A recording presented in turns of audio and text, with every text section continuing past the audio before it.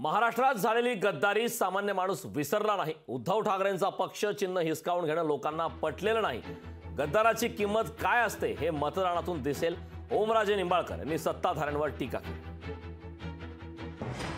महाराष्ट्रात झालेली बेमानी, महाराष्ट्रात झालेली गद्दारी सामान्य माणूस विसरलेला नाही। शिवसेना पक्ष ज्या बाळासाहेबांनी स्थापन केला, उद्धव साहेबांनी चालवला, तो शिवसेना ज्या पद्धतीने हिसकावून घेण्यात आला, चिन्ह ज्या पद्धतीने हिसकावून घेण्यात आलं, ते सामान्य लोकांना आवडलेलं नाही।